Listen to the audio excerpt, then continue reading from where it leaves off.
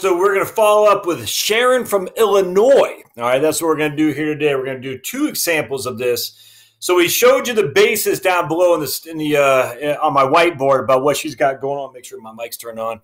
And now we're going to follow up with getting in front of the computer here and running some numbers for Sharon from Illinois. So remember, she's 63 years old. She's a divorcee. She has already retired. She has a pension and is already on Social Security. So what do things look like for Miss Sharon? So let's dive right into this. As always, subscribe down below. And of course, comments, questions, concerns, and thumbs up are always helpful to me. So here's Sharon. Here's her balance sheet. She's got 464 of assets, 240,000 liabilities. So assets minus liabilities equals your net worth of 324. All right, so not so bad there. She has an investment, and I'll show you exactly what she has. So she has 87% of her portfolio is in equities, and 13% is in bonds and cash. Actually, no, yeah, 13% bonds and cash. Now, let me show you something. I want to show you this. Normally, I don't have a lot of issue with this right here, but concentration is a big thing for Miss Sharon.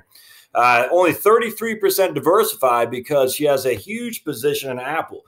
Apple reflects 67.46% of her overall portfolio, and that's a concern to me for sure. Now, we've already talked about it. She understands that. She's taking action to move on that. But I thought that was pretty interesting. A lot of times I don't have that because a lot of times it'll be just a TSP, a Vanguard mutual fund, index funds. But if we are not diversified, that is something. Financial planning 101 is we don't want 10% or more of your overall liquid net worth in one security. In one security, I mean an individual security, not a mutual fund, but in this case, Apple. So that was a big concern. Tax allocation, I'm a big fan of this. Tax deferred is everything. All of her money in terms of investment accounts are in tax deferred. All right, so that leaves us something to be concerned with for sure. So let's swing over here.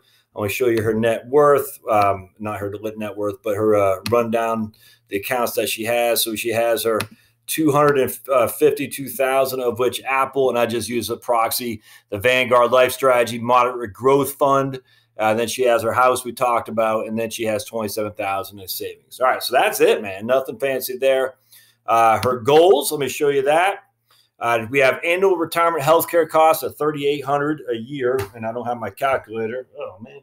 So that's going to consist of $134 a month in Part A, Part B, $34 a month in Part D, and it's going to include her Medigap at $150. So again, I'm a big fan of Medigap.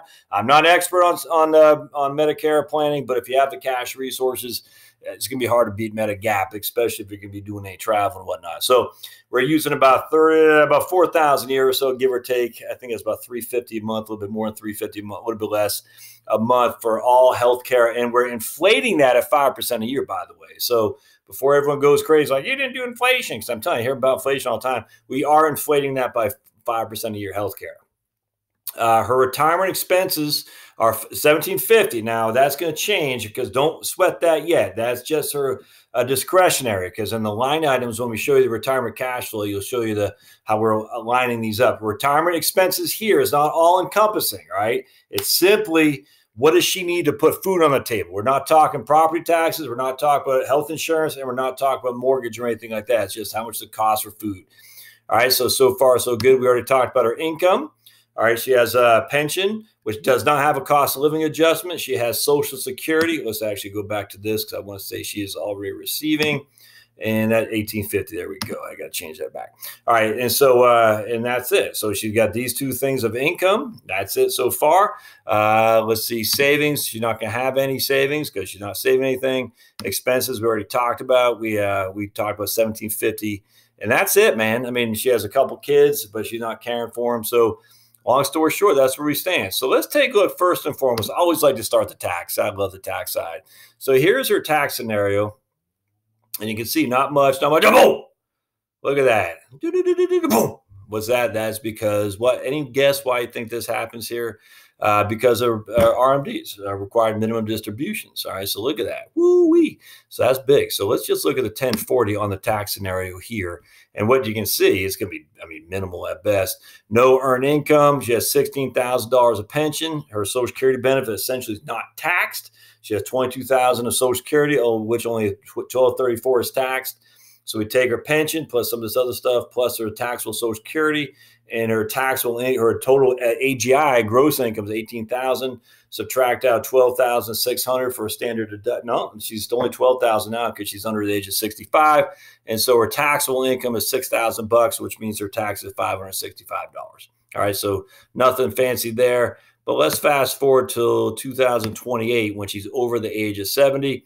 Now she has RMDs at 18,424. She still has her pension. And I wish I had my calculator here, but she has 27,000 of Social Security, of which 18,000 is taxable.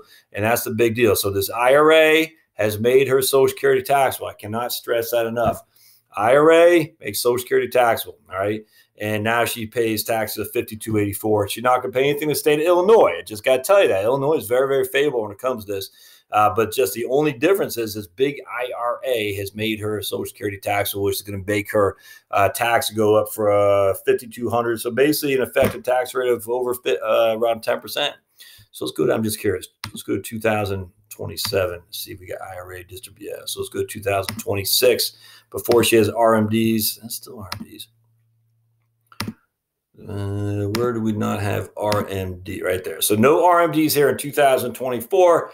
All right, so she's living on 25,000 plus this right here is about 41,000, 42,000 when you factor in this stuff right here, 42,000 of income, and she has $387 of tax. That's it. Not too shabby. The very next, so watch what happens. The very next year, 2025, she has a big RMD of $15,000. I'm gonna have to bust out my little calculator here because I want to show you something. So $15,000. Everything else is the same other than the RMD. So she had, what, $500 a tax before. Now she has $15,000 of IRA distribution. So 3,352 divided by 15,008. So that's it. There you go. I mean, that's a 22% right there. She had basically $500 of taxes. That's it. So now she's got $3,352 of taxes, and the only thing that's changed is this right here. That's it. The only thing that's changed is this IRA distribution of $15,000. So now her taxes went up by basically $3,000, $3,000 on a $15,000 IRA distribution. Remember, she's only a 12% tax bracket, my friends. It's a 22% tax bracket.